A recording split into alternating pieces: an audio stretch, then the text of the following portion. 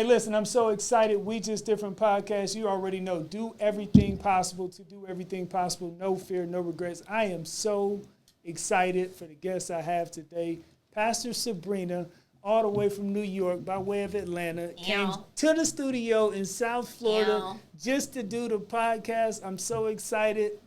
Welcome, welcome, welcome, Pastor Sabrina, Doctor, Pastor, Bishop, Apostle, Prophet, Evangelist, Pastor. I'm sorry. Y'all already know she's going to be extra. I can tell she's going to be good. Hey, listen, I'm so excited, man, to jump right into it. So Pastor Sabrina. Yes. Tell the people, who is Pastor Sabrina? What do you do?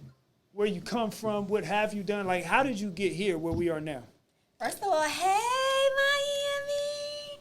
Hey, y'all. I'm so excited I told to y'all be she was going to be extra. But, yes. Okay, so but it's good, though. I like extra. I am very extra. Everything I do is so extra. But I'm really excited to be here. Like, y'all have water and sun, and we don't have that in Atlanta.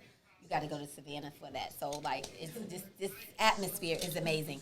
Who is Pastor Sabrina McKenzie? I'm Pastor Dr. Sabrina McKenzie. You okay? Don't worry about that. We live. We got somebody with background noise playing.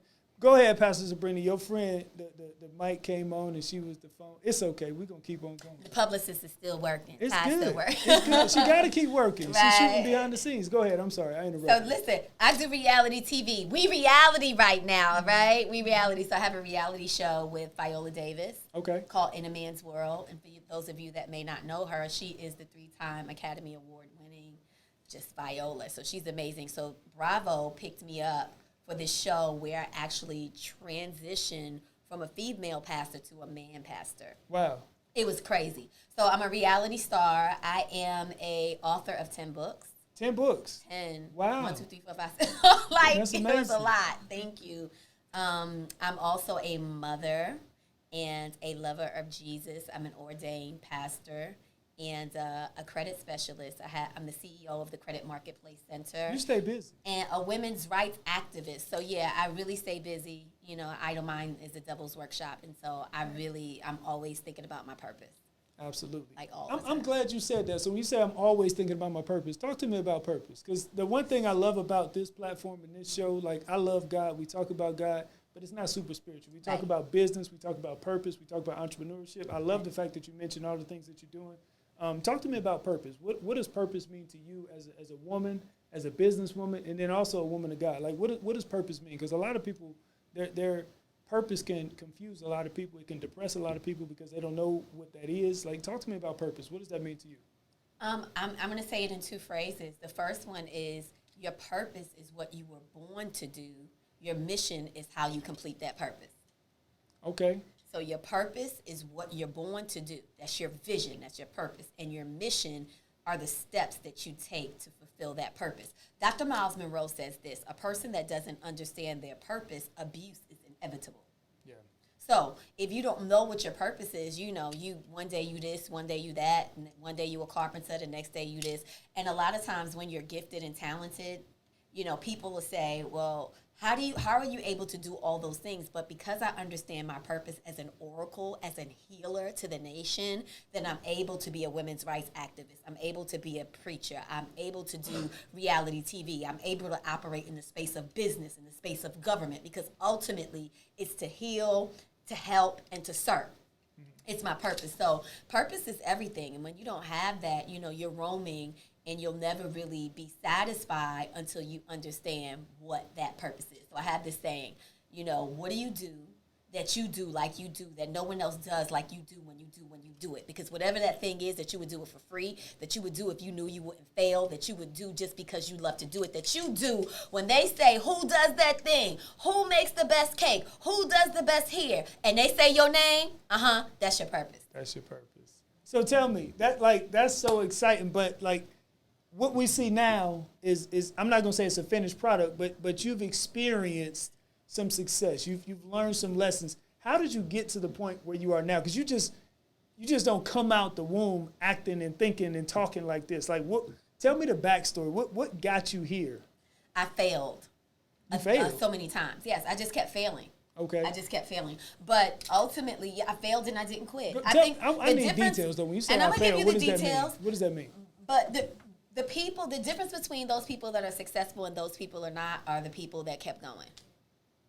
Because if you keep going, you will ultimately and inevitably bump into success. Especially success is disciplined efforts daily. Yeah, I like that. So if you take say that again. I need y'all to write this down. Now, you know she a pastor, so she going to drop some nuggets on you. So say that again for me. Success is disciplined efforts daily. Okay. Disciplined efforts daily. What do you do every single day? If you show me what you do every day, I'll tell you what your future is. So tell me, have you always thought this way, or did something happen to make you think this way, or did you grow up with this kind of mindset, or where did this come from? Where did this mindset come from? I will say this: when I grew up, I'm from New York, so I grew up in the streets of New York as a hip hop dancer. Okay. And my whole thing was I danced for TLC. Where Bobby in New York? Brown. Where in New York? I'm from Queens, Jamaica, Okay. Queens. Okay. Yeah, Queens Okay. from Queens. Okay. And shouts Okay. out to all the people from New York. I got you. So, when I was in the city, all I wanted to do was be a celebrity, an artist, like an entertainer. That was my big thing. That was my ultimate goal because I've been dancing all of my life. And I noticed that when I danced, people were happy. When I danced, people, they changed. It was an atmosphere shifter. So I knew that was my gift that I could do that nobody else could do. Mm-hmm. And I made this bargain with God. I knew that I was called into the ministry at 12. And I literally told God, I was like, okay, so listen, this is what we're going to do. I'm going to dance and buy my mom a house. I'm going to be this big, successful entertainer, like a J-Lo, whatever. And then when I'm 50, I'm going to give my life to you. I'm going to cut all my hair off.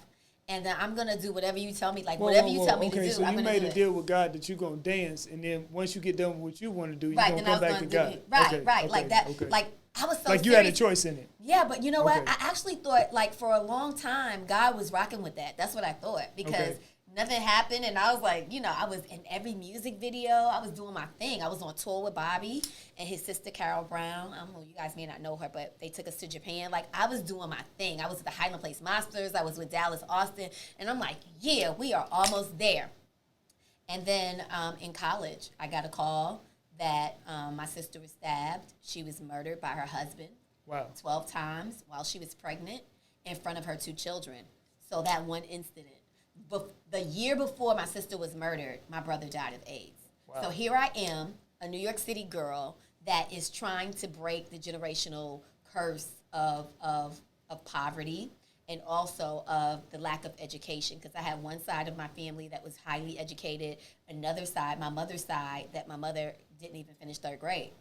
And so I was in college, and I'm like, I'm going to do it. And every single year, it was like somebody died. Wow. But that last death, when my sister died, it hit me like a ton of bricks. And I remember being in Georgia, falling out on the floor, screaming and crying, and trying to find some type of solace from God. I was going in. I thought I was about to die. And when I opened up the Bible, the Lord brought my attention to the story of Jonah and Nineveh. And it reminded me of me because I remember telling God at 12, I'm not doing this. I'll do this when I'm 50. Yo, I'm not doing that. That's corny. I'm not doing that. And when I read the story, I'm in the closet now. I just got a call. My sister died. And I'm I'm freaking out. And I'm reading this whole story that God is telling him to do this. And he's saying no. And then he gets swallowed up. And nothing goes right until he obeys God. So because I came from a very religious background, I came from a Pentecostal background, where you couldn't wear what I have on right now, be going to hell. So you couldn't wear this. I used to wear baby powder on my neck. They would make me wash it off before I came into church. We couldn't wear makeup. We couldn't do our hair different ways. I mean, it was just everything. You was going to hell. I don't know what you was going to heaven for, because I was going to hell for everything. No, I know what you're talking about. In my mind, they told me I was going to hell because I wore my hat backwards one time. Yeah, I couldn't dance. I know what you're talking about. Now, I could give up anything. Could give up sex. I could have gave up anything. But when they told me that I couldn't dance, I was like, yo, y'all bugging. That's where y'all lose me. So in the closet with God, I'm like, yo, I sacrifice this to you. I give you my dance because I now cannot. This is why you're in college. This is while I'm in college. This is my senior year in college. Okay. And I was at the peak of my industry in terms of being in entertainment. I got a call right after that from TLC to go on tour, and I turned it down because I had just given my life to Christ. But my biggest thing was just dance. That was my way out. And so to think of sacrificing, oh my God, think of sacrificing your very way out was very difficult to do, but it was that moment. You said, what was it? What Yeah. was that moment? What was that epiphany? What was that, pivot? It was when I gave my life to Christ. And so Yeah. I literally stopped dancing for 3 years. Now, I did not know you could dance for Christ. Now, no, so I was going to tell you, or I was going to ask the question rather, did God tell you to stop dancing, or was that you that thought you couldn't do that? That was my mind because I knew that I was going to hell for it. Got you. So in my mind, all the religious stuff that they told me, I knew that dance could not be a part of that. Right. Even though now as an adult, I have knowledge of the word, I have knowledge of theology, I have knowledge of my own self-knowledge of God. Back then, all I had was what they taught me. And I was taught, if you dance, that is no, you are going to hell. Especially because I was dropping it like it was hot. I was dancing to hip-hop music, Gotcha. so it wasn't nothing Definitely spiritual can't about dance to it. hip-hop. Right. But, today, given the knowledge that I have, I would still do that and still be saved. Like, y'all don't quit your jobs because your boss ain't saved, so don't tell me that. You don't quit your job because the owner ain't saved. Right. That's ridiculous. Right. But at that time, that was the knowledge that I had. But you know what, that though? was my defining moment. It's so, Pastor Sabrina, one of the things that I love about this platform, and one of the reasons that I created this is because we just different. It's just that. Like, you embody everything that we talk about, because for so long, I feel like, and I wasn't even going to go this direction, but since we're talking this, I'll go ahead and go there. I feel like the church has done a disservice to so many young people that they've ran away from God because they've been judged because of where they hang out, who they hang out with, because of what they choose to do as far as extracurricular activities. I've been told so many times coming up that because you had tattoos, you're going to hell. Because you got earrings, you're going to hell. Because you wore your hat backwards, you're going to hell. Because if you work on Sunday, you're going to hell. Like, there's so many things that young people have stayed away from God. Like, I don't want nothing to do with God. If this is what it's about, that was me. I don't want nothing to do with it. I'm like, yo, I'm dope on the dance floor. Right. Like, that's my ticket. Just like if you see a person that has a gift for basketball, right, you know that's your ticket out the hood. You know that was me for dance. Like, you don't understand. Madonna, like, the biggest artists at that time were people that I was hanging with. And I'm just a young girl from New York, but I was like rocking with the biggest stars that people look at today. I was rocking with Will Smith and Flex. He's married to Shanice now. But anyway, so for me, it was like you're asking me to give up my very DNA. Yeah. And now it doesn't make sense, but at that time, if you're telling me that I have to have a relationship with God and this is the sacrifice, in my closet, when I got the call that my sister was dead, that's what made me pivot. My life has changed ever since that day. And it was that day that I vowed to God that I would be an oracle. Yeah. So tell me, so who you are now, what we see now, Pastor Sabrina, just literally super fly if it was defined in the Bible. And like, this would be it right here, right? So it's like, how do you do, I know some of the church people still like, ooh, she shouldn't be doing this, she shouldn't be dressing like that. Oh my God, they be crucifying me, but I be loving it. Like, I used to cry. Talk to me about I it, remember because back I'm in the telling day. you, like, young people, like, not even young people, Okay. people stay away from God because of the judgment. Like, Yeah. I did a show a couple of weeks ago. Good friend of mine. We was in a cigar bar, and church people was upset. Like, they was mad at me. I hookah. I was all on hookah on Instagram. Pastor Charlie, I can't believe you was in the cigar bar doing it. And I'm like, well, what does that have to do with my relationship with God? Like, so when you're talking about a businesswoman and all the things that you do, like, and a pastor. And a doctor of theology. How do you get to, like, this freedom? How do you get to How that did I freedom? get to this freedom? Grace, how do you get there? Yo, I started ignoring y'all in that foolishness. Like, I really had an encounter with God for myself. But I will say this to believers, because I'm here, so my freedom is secure. My relationship, as my grandma would say, my soul is anchored. Yeah. I know my salvation is sure. Yeah.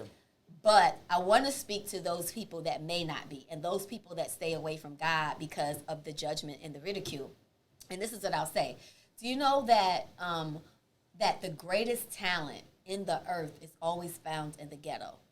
And if you would even think biblically, when you think of back in the day, when you think of Moses, when Pharaoh sent out a decree to kill the firstborn male child, he went to the urban areas, and it was the firstborn, it was the male, and it was the children that were ethnic. every time there is an assassination or every time there is a decree that's sent out against a nation, it's usually going to be against the African child, the male child. It's going to be against them. So I learned very early on that it was a divine assignment of the enemy to kill the gifts of the young, wow. of the black, and of right. the talented. Right. And this is what I want to say to those of you that have leadership. The blood is on your hands. Yeah. Because the devil is looking for us. Yeah. Like, the devil has assigned, drugs, Percocet, crack, everything possible to find us. And y'all knuckleheads are so stupid that you would sit on our gifts and make us turn to the world because you can't give us a space or a platform to be free. Yeah. Yeah. And as I said, when I sat in this chair, an idle mind is a devil's workshop. If you take everything away from us and we're filled with nothing but talent, where do we go? Because guess what? When I turned around, the sororities offered me a position. When I turned around, the drug dealers offered me a position. When I turned around, the drug dealers was like, yo, you ain't got to work. You could be my girl. When I turned around, the preachers was offering me a position as arm candy. Everybody wanted me a position except the church. You would not let me or allow me to use my gifts. Right. Right. In the appropriate sense. So it's just stupid to me at this point that you have the most gifted people sitting down. Now, I will tell you this. I later on, 3 years later, became a liturgical dancer. I have traveled over, 20 nations. I have established dance ministries in over 52 states. There are over 3,000 dancers right now that I am a mother to and a dance leader to. And in doing so, I was able to do that and express that because I changed dance partners. Yeah. But I'm saying that to say this, like, what would I have been if somebody mentored me and said, yo, you a dope dancer. Go ahead, dance with J-Lo. Go ahead and dance on In Living Color. Go ahead and do this, because what platform would I have now to allow the Nicki Minaj, to allow the Cardi B to be like, yo, she dope, she fly, she rich, she paid, she love God, and she's still rocking her gift. Like, it opens up another opportunity, and it gives us more exposure when we use our gifts for God instead of rejecting me, allowing the devil to have my gift, and now I'm laying on my back for my gift. Well, now I'm doing things that I shouldn't be doing because the church would not accept me. Absolutely. So if you are a youth leader, if you are a minister in the church, y'all got to stop being so ignorant. And this is like real talk, because there's so many more Sabrina McKenzies. Now I'm on TV. Now I'm doing all these different things. But if I listen to y'all, I will be hidden under a rock. But the Bible says, who will hide their rock under a bushel? Why would you not set your candle on the mountaintop, on a hill, for all the men to see? Let your light so shine. Absolutely. Shine, baby. Absolutely. Rock, like, shine bright like a diamond. Don't let it, listen. Never shrink who you are to make people feel better about themselves. And most people that are like myself, that are incredibly gifted, we've learned, like, society and the church has taught us how to shrink. Yeah. Yeah. So what I do, the reason you see somebody so free right now, I stop shrinking. I'm like, yo, damn, y'all got me messed up. You have bumped your last. I'm about to be so shiny, you gonna need shades. Right. And I want to tell that to everybody listening. Don't ever turn down. Don't ever dim down. When they get mad at you, turn up. Right. When they get mad at you, go harder. I was running for state senate when I got a call from Bravo producers to do a show with Viola Davis. There are people trying to write shows. There are thousands of people, even secular people, that would love the opportunities that I get, but they come to me. You know why? Because I'm open to God. Like, whatever way you want me to rock, I'll do it. Every television show, I've been on Style Network with Kamora Lee Simmons. I've been on BET. I've been on TBN. I did the TBN morning show for like 2 years. Mm-hmm. And every show that I got, it came to me. Because I opened myself up as a conduit for God, and I stopped listening to people that told me to shrink. So I don't know if you know, or if anybody, man, it's so good. Like, I'm just sitting here in amazement that I have the opportunity to be like in the same room with you, because the energy is amazing. I don't know if you've ever had the opportunity to read Proverbs 6:31. Are you familiar with that scripture? No, tell me what it is. Proverbs 6:31, it says, if you catch the thief, he has to repay you sevenfold. Oh, I love it, yes. And so what I think about when I hear you talk, for so long people lied to you and they told you couldn't do this, you couldn't do that, you couldn't do this, you couldn't do that. Once you got to the point where you said, no, I'm done with caring about what you all think, and you catch the thief in the lie of saying you have to do this and you have to do that. What I believe, the revelation I got from it was that you got to get paid 7 days a week. Come on now, I love it. Because Come on with that. At the end of the day, it says he has to repay you sevenfold. It says you catch the thief, he has to repay exactly. It says he has to repay you all the substance of his house. So I expect deals to continue to come. I expect networks to continue to call. I expect books to continue to get written. Like, these things have to happen, not because you say so, but because that's what the Word of God says. And in the process that I'm in right now, I'm writing a book called Purpose Chose You. And so what we think about is that we have to identify our purpose. And we think that we have something to do with it. Like, this chose Sabrina before Sabrina was even here. You don't choose like, your purpose. Imagine, like, the Spirit is looking at all these beings that are being birthed, and they say, oh, I need that one. I know exactly what she's going to go through. I know she's going to go through this. I know she's going to go through that. I know she's going to be able to take it. So I need that one to carry out what I need to manifest in the physical realm. And so that's what I see taking place right now, is that it's payment time. Like, it's harvest season. Yes, I received that in the name of Jesus. And I tell people that you don't choose your purpose choose you. You didn't. God says, you ain't find me. Right. I chose you before the foundation of the earth, before you were formed in your mother's womb. I called you. I ordained you as a prophet to the nation. So I'm very clear. My goal after being a dancer, I was in college because I was going to be an attorney. So my mother told me from when I was 7, she's like, yo, we all recognize that you have a gift. Right. You're going to be in the courtroom. You're going to say something smart. They're going to punch you in the face. And you're going to turn around and sue them. So it was clear to everybody she's going to be an attorney. Every political science class, the debates, I would win. I would rock.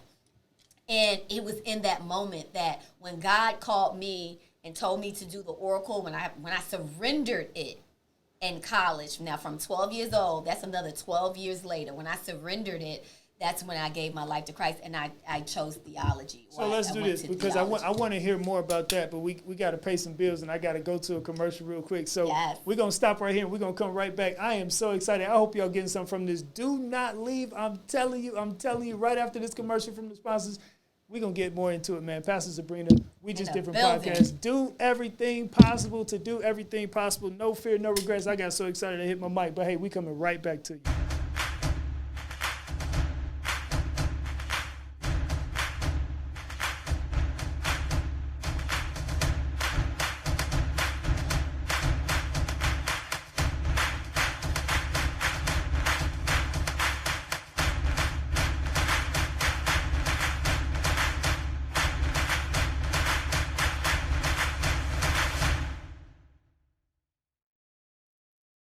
Man, listen, we back at you. I'm so excited, man. Pastor Sabrina, we right in the middle of just talking about how she got from where she was to where she is. Everything that you see today. Went through some tragic situations at a young age, but got to the point where you said, you know what? I ain't worried about y'all believers. I was about to say something else, but I ain't worried about y'all. I'm just going to live my life and do me. So tell me, like, where, so kind of fast forward from that moment in college, you started you had that that life-changing moment, like a low point. From there, you start writing books. You start, because you already had the connections. You already had a lot of the relationships. Tell me, what did the next, it looks like you only been out of college for a few years, so I don't know how long it was, but you done a lot. So tell me, what does that look like? How do you start doing what we know now as Sabrina, Pastor Sabrina, apostle, evangelist, businesswoman, like credit counselor? Like, how did you get to that point? You know what? It was a journey. It was a very long, extensive journey. And when you change partners, like, all I had in me at the time when I left the world was the world. And so I realized they were telling me that I couldn't dance, but I didn't realize that people danced in the Bible, and I didn't realize that I could dance in church, and I didn't realize. So God took me through a long process of debunking theology, of debunking tradition, because I was filled with nothing but flesh and tradition. And so it was a long process. I studied like crazy. My spiritual mom came up to me, and she was like, listen, God is going to use you. He's going to take you to, now, mind you, I'm new. I'm a babe in Christ. She's like, you're an apostle. I'm like, what? What is that? Who is that? Like, I thought she was lying. I was like, you sound crazy. What is that? So she said, God is there's going to come a time that you're going to be so busy for God, you're not going to have a chance to read the Bible. I want you to read the whole Bible. I was like, yo, people read the whole Bible? She said, go get it on CD and listen to it from front to back. And this lady read my life. She said, you're going to even be a political figure. She said, God is going to take the gift. Your gift of dance is going to bring you to the platform. But when you open your mouth, it's going to keep you there. Wow.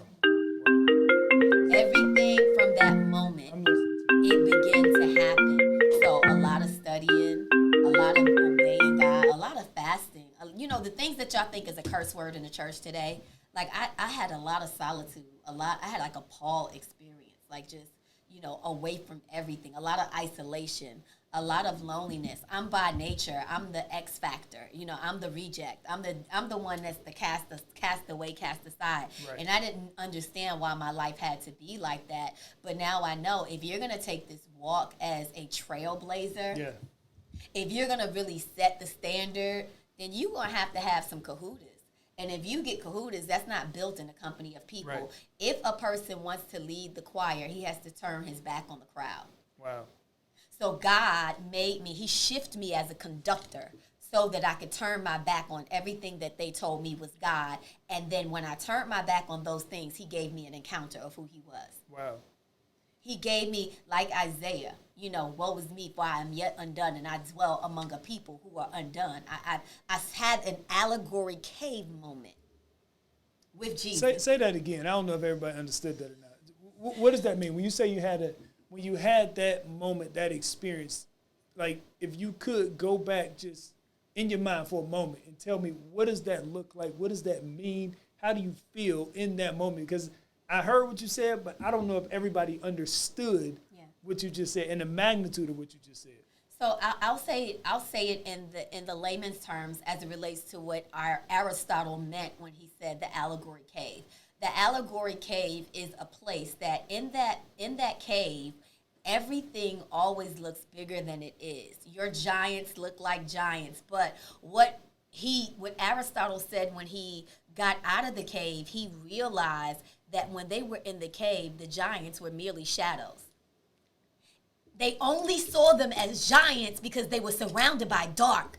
Wow. They were surrounded by the small.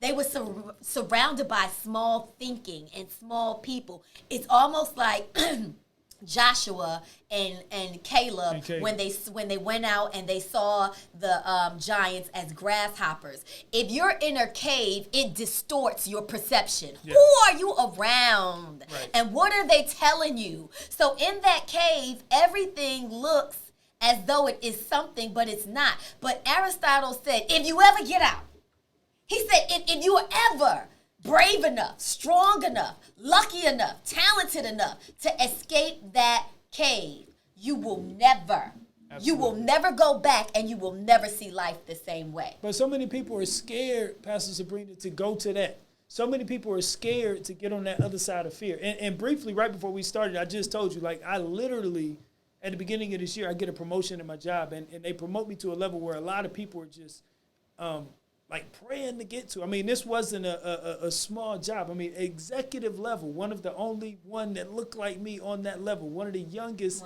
on that level. And my wife says, what do you want for your birthday? And I said, I want to see what's on the other side of fear. Like, I want to see. Like, I've done everything right as far as the education, speaking right, hanging around the right people, the network. Like, I've done all of that. But still, there's something else. Like, and it's not even about money at this point. Right. But it's like, I want to see what's on the other side of fear. I want to touch that shadow and see if if it's really going to do something, because I'm ready to do something now. So check this out. So in the shadow is false evidence appearing to be real. Yeah. Everything in that cave, listen, your fear is so real and tangible to you, you can hug it. Yeah. You can touch it. You can kiss it. It lives. It breathes and it moves. Wow, but I want to say to you. I got to stop right there. Okay, so she just said something. So your fear lives? When you say your fear lives, what does that mean? Because for somebody out there, they say, you know what, from a spiritual side, I don't understand. I don't know the scriptures. I don't have a personal relationship with God, but I know it's some things that I want to do right now. and I'm scared. And like to them, it's real. Like it's real. Like you can hug it. Like it's a physical thing. You date it. It lives. That's your boo. Man. It's your boo. Let me tell you, whatever you put in your mind, some of us are debunking not just theology, but we're debunking codes of culture. We're debunking things of our ethnic groups, our socio-political, economical, everything that we've lived with. You only know, when I was in theology, I remember they used to tell us, don't eisegete the text, exegete the text. Right. And when I used to try to figure out what the heck does that mean, you know, my professor would say, listen, the only reason you know that's a chair is because we told it to you. You don't know anything is anything. Only thing you know, that's why babies are fearless. You only know the fear that was fed to you. You only know what they gave you. Yeah. But if you ever get outside of what they told you, what have you said to yourself? That's not a chair. Wow. That's not a table. That's not a limitation. There's no ceiling over my head. What if you said to God yourself, has no boxes? What if you said, I'm not a natural being experiencing spiritual things, but I'm a spiritual being having a natural experience. And I'm not from here, but I operate under a different law. What if you said to yourself that I have the I'm gonna use your word. I have the kahunas to say we just different, man. Like I can't necessarily explain it to normal people because it sounds crazy sometimes. And when I say normal, I don't say that disrespectfully. But yeah. I can't explain it to everybody because some people are like, well, how do you believe everything's gonna work out, but you don't know? How do you? I got a real good analogy, and this is facts. This is true story. So you know, I'm all the way out the box. God, I don't believe God colors inside of boxes. Okay, God just lives outside. I don't believe God ever created anything inside the box. God lives outside of your fear. Mm-hmm. He lives outside of the line that you created. But let me tell you this. I'm going to tell you this. But he loves you so much, he'll meet you right there. He'll stay there with you. Oh, my God. He'll go in there and get you. But he lives outside. I like that. But this is so dope. Like, when I was younger, I started the Missionary Journey. I was an evangelist. I was working for Bishop Eddie Long. And I was traveling as an evangelist. And I was used the gift of dance to reach people. So anyway, on that journey, I went one day, I lost my first Senate race. Now I'm young. I'm like right out of college. Crazy. They're like, how she think she gonna win? Came this close to winning. And I was pissed. You know, I left the country. I went to the Bahamas, my first time out of the country. And again, I'm so creative. I'm so limitless. I just don't believe in boundaries. So they was like, yo, it's a lady there named Dr. Ann Higgins. She is the largest liturgical dancer in the nation. She's like the mother of dance for the Bahamas. I remembered that, and I looked her up. And I was like, yo, y'all know Mother Ann Higgins? They was like, yeah, sure. They called her. She came and got me. She took me to the ambassador's house of China. Now, y'all got to know, I'm young. You in the Bahamas. I'm in the Bahamas by myself. Lost the election. Like, God, where are you? Like, what are you doing? Like, why are people so afraid? What year is this? What year is this? This happened to be maybe 98. Okay. Something crazy like that. But so I'm in the Bahamas. She comes to get me. She brings me to a Chinese ambassador's house. So y'all already know. Now, I don't know this lady. I don't know Bahamian people, first time out of the country. And I started watching him. He was a Chinese ambassador, but living in the Bahamas. He had a chef. He had a multi-million-dollar estate. There was security everywhere. In my mind, I'm like, I wonder if he knows Bruce Lee, like if he knows how to do karate. Like, I'm so green. I don't know anything. I'm just watching this man move around, and he's like treating me like a queen. She's treating me like a queen. And I'm just giving him everything ignorant I could think of. I'm like, oh, how do you do this? And what do you do this? Now, who pays for this estate? He was like, here y'all go. He goes, my government. I was like, your government? And who pays for the chef and this? He said, my government. And I'm like, and the security? He said, my government. And I'm like, but you're Chinese and you live in the Bahamas. Everything that he has was provided for. I went to the beach and God gave me a revelation. He said, you are in this world, but you're not of this world. Yeah. You are an ambassador of Christ. And like the Chinese ambassador, everything that you have need of, I provide. You have the same authority. Do you think it's a coincidence that you would go to another nation and you would be greeted with such royalty? Yes. You have the same authority. And everything that you ask me for, I'm going to give it to you. I'm going to put my name behind it. And do you know that next year I did a conference in the Bahamas. I brought Jamal Bryant there. I had security and everything. We didn't even go through the customs. Everything they shipped us through. What is they're not high priests, but they have prime ministers. Mm-hmm. All of that. Everybody, they greeted us. They gave me money. They met us. They laid out the royal carpet because I changed my perception, because I understood that I was no longer under the auspices or the government of the USA. I was under the government of God. Yeah. If you ever get in your mind that you are under a government called God that's limitless, that has a bank that cannot count. Yeah. If you ever got that revelation, you would become wealthy immediately. And that is what brought me out the cave. Well, I don't operate like that. So when you say wealthy, a lot of people equate wealthy with just monetary wealth. And I've been telling people for a long time, monetary wealth is the lowest form of wealth in the kingdom system. And so when you say wealthy, what does wealthy mean to you? Of course, monetary wealth comes with it. That's a byproduct of what wealthy is. Exactly. That you're talking about. Monetary wealth is a byproduct of success. Wealthy is nothing missing, nothing lacking, nothing broken. Peace, joy. I have no needs. Happiness. If you get into your, let me tell you the quickest way to receive everything you want. Have no need. The quickest way to receive everything you want, have no need. This is so good. Yo, are y'all writing this down? I hope so. The quickest way to manifest every desire that you have. You want a husband, have no need. You want riches, have no need. Yes. You want wisdom, have no need.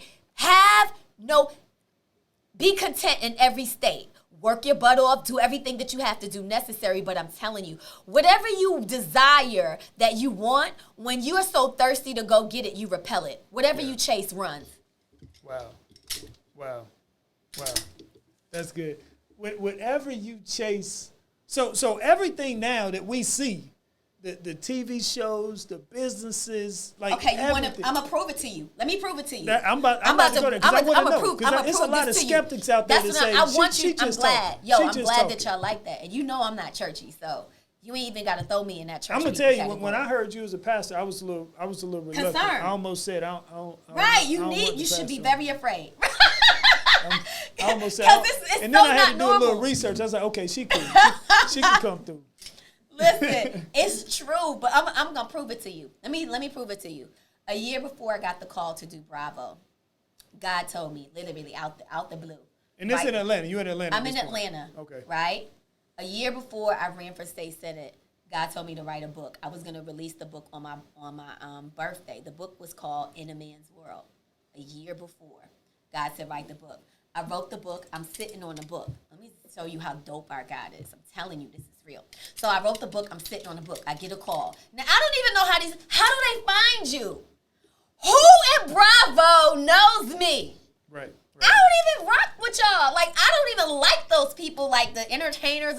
Now, I love y'all, but for real, y'all got to know, like, I don't even like that kind of stuff because it's so fake. Like, I'm like, yo, y'all just irk me. I'm an isolated kind of like, I don't look like it, but I really am. I like just being in my own space. I don't watch TV. I don't really listen to the radio. If you catch me, I'm at home. I'm sleeping. I'm reading. Like, I'm meditating. I'm really, really, really weird. Now, so Bravo calls me. When I signed the deal with them, I'm like, what's the name of the show? Y'all guess what the name of the show is? In a Man's World. In a Man's World. I told them. I said, yo, I got a book called In a Man's World. Bravo didn't even contend with me. Bravo had NBC Universal attorneys hit me up. I was like, yo, you could have just had a conversation. Like, why y'all throw the attorneys on me? The attorney is like, I'm sorry to inform you, Miss McKenzie, but you cannot release that book. And I was like, what do you mean I can't release it? He was like, Nene is the biggest artist on our platform, and Nene does not even have a book. The reason that our artists don't have books is because you cannot have a book with the show's name. You cannot do it. We would have to own it. I said, but yo, I had my book before y'all had the show. He was like, prove it. I gave him the cover, the picture cover. I gave him the content. I gave him the book. I gave him the copyright. The attorney turned to me and said, I guess you got a show in a book. I'm trying to tell you, God, and you will manifest everything that you think of when you have no need. Wow. What is it that you're desiring in this moment? Wow. Because God told me to write a book, so I desired to have a book in a man's world. Right. Because of my book, Bravo created a show, called me, put me on the show, and I'm the only artist on Bravo's platform that has a show and a book. You know the crazy thing about it is, as you was talking about it, you know what I think happened? And I could be reaching, but you tell me. Come on, I'm here I think for the it. enemy was trying to stop that book from coming, so he had Bravo call you. And he didn't realize that having Bravo call you was going to turn into something else.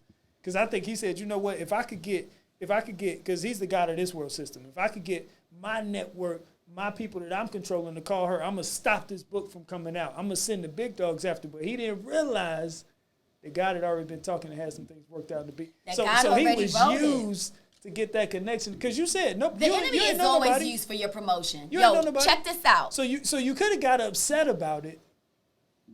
Go ahead. I'm listening. You know what the crazy thing to me was that my relationship with God was so intimate that I already saw the promotion before it came. Wow. I already saw the TV show before I knew it was a TV show. I already saw the name of it before they told it to me. So wait a minute. You will have whatever you say, but you will also receive anything you don't have a need for. There are folks dying to get TV shows, and you know why y'all not gonna get them? Because y'all chasing it. So just like fear is alive and you can hug it and you can touch it, manifestations are the same way. Faith is the only thing in the Bible that it teaches us that makes God pleased. Y'all don't hear me. So when you start speaking, so fiery. It's in my start mouth. speaking faith, like all of heaven starts responding. Faith is the only thing in the Bible that gets God to respond. But you know what though? I'm gonna add something to that. A lot of times we think that when we pray and angels show up, we excited. But the angels get more excited to be in our presence than we are in their presence. Because when we start speaking faith, all they hear is the word of God, and then they start, we got to manifest. We got to manifest. They know no difference than you speaking than when God speaks it. Because it's the word coming forth. When you just said that, you know what I saw? Many of you right now are not receiving what you have because you have no faith. Many of you, you're preventing the angels from doing their job. Yo, your angels is sleeping. Your angels got on bonnets. Yo, your angels are somewhere in the corner with a bonnet because you ain't putting them to work. And do you know that as soon as you begin to believe God, do you know he says, when you're faithful over little, I will make you ruler over much. He asked me in the beginning, how did you go from this to this to this to this? You know why? I kept putting my angels to work. I kept trusting. I kept believing. I kept knowing that the God that I serve can do anything but fail. And he kept adding to my territory. He, just like the prayer of Jabez, he enlarged. Every time I said, Daddy, I trust you, he gave me a new assignment in a new field. So now I'm conquering the mountain of government, the mountain of entertainment, the mountain of art, the mountain of business. Every time I believe God, he adds angels to my charge. Wow.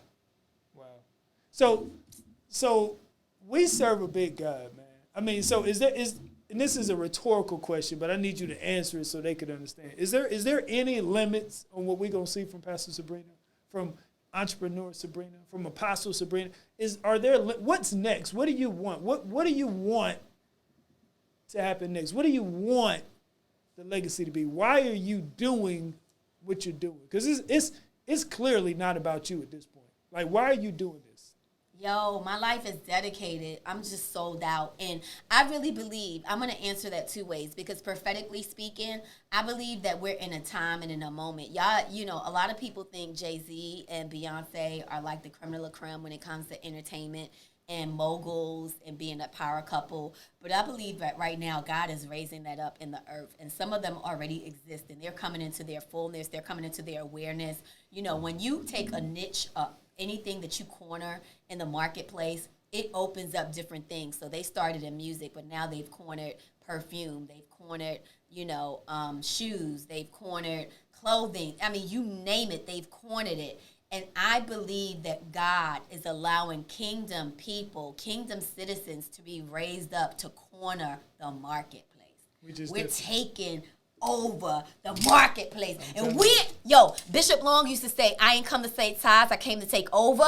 Like, we are coming into a new revelation of not just who we are, but who our God is in us. The Imago Dei is rising up to levels that it's unstoppable. Baby, you're going to need a whole army brigade if you try to stop Sabrina McKenzie. You better call security. You better call the Nazis. You better call the sniper, because, baby, when I release my bonnet angels, or as Paula White say, when I call my angels from Africa, I'm trying to tell you, there are no limits. Like, God is raising up a people that are taking dominion over everything, and wealth will be a byproduct of the work that God has done. So what's next for me? Like, I'm open. I have some desires, and it's funny. Like, what I'm telling y'all, I practice myself. Anytime I see myself being afraid or wanting something really, really bad, I just got out of a relationship, and I wanted that relationship to work.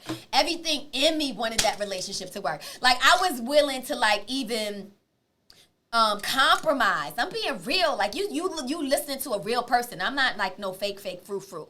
Like, this is real talk. I even wanted to compromise or lessen who I was just to have my relationship work, because I love this man. And I had to sit with myself, and God had to really awaken in me and be like, yo, real talk. Like, I need you to remember who you are. And this is what I did. I released the relationship, and I kept saying to myself, I have no needs. And then I began to manifest, God, I thank you for a husband that these are the 3 things that I desire. Because I knew that the husband that I desire is it's out there. It's in the universe. Everything in the universe is fighting to bring me what I need. Oh, Jesus! Everything in the universe is fighting to bring you what you need. Everything in the universe is pushing to give me what I desire. So I begin to just speak to God this is for you right now. Somebody right now, you're chasing something that's running, but as soon as you release it, it comes to you. When God gave Abraham Isaac had to become the sacrifice, because anything that you hold, even the very promise, sometimes you can hold the promise of God and make it an idol and make that thing work against you. But as soon as he gave Isaac to God as a sacrifice, God gave it back. I gave God my secular dance. God gave me the dancing preacher. What is it that you're holding on to? Wow. Waiting for God to respond to it the way you see it. Right. If you just sit in the space of meditation and prayer, and you say, God, I have no needs, and you begin to thank God for what you desire, your bonnet angels are going to release it that day. I'm so full with everything that you're dropping today, these nuggets, these gems, man. Like, I don't even want to end this interview. Like, we could talk all day long. So while we're on camera, I'm going to go ahead and say this. I got to come to Atlanta. We got to do we have to keep doing more stuff. Like, we have to stay connected, because you are so powerful. I love the fact that you came down in South Florida working, doing some things, and you made it by the sea, little old me, to come in the studio and do this podcast, man. Like, I'm so excited, man. Like, Pastor Sabrina, Atlanta by way of New York, New York by way of Atlanta, however you want to say it, dominating everything that you touch. Like, just amazing personality, amazing energy. And I just know that this is going to help somebody out. And so what I want you, young lady, grown woman, young man, grown man, whoever it is that's seeing this, man, like, just know beyond the shadow of a doubt, if you're watching this, it's because God has something special just for you to hear. Like, it's okay to be different. It's okay to believe that you're supposed to go after everything that God wants you to have. Like, I always say, one of the things that I tell people all the time is that I don't believe God would have put the sky where we could see it if he didn't want us to reach for it, right? So yes. I believe that do everything possible so you can do everything possible. It's more than just a shirt for me. Like, that's how I live. Like I wake up and do everything I could possibly do that day so I can do everything that I could possibly do that day. No fear, no regrets. And so that's what we are. That's who we are. You embody We Just Different podcast. I got to get you a shirt, a hoodie. I got to get it. Wear my shirt. White feet, man, Tiffany. Like, I'm telling you, we got to get it because it's amazing, man. You're amazing. You're amazing. I love the fact that you came through today, man. And I'm just so thankful. I know you're busy. We're going to wrap it up. We Just Different podcast. This is amazing, amazing, amazing. Pastor Sabrina right here in South Florida came down just to show you some love, man, because she just wanted to let you know that everything in the universe is fighting to bring you what you need. Everything in the universe is fighting to bring you what you need, man. Don't let your fear stop you from getting everything that God told you to have, man. I love you. We Just Different podcast. Do everything possible to do everything possible. No fear, no regrets. Go after it. I don't care what anybody says. Make it happen. I love you. Hey, listen, thank you so much for tuning in to We Just Different podcast. Remember, do everything possible to do everything possible. No fear, no regrets. Charles Robinson.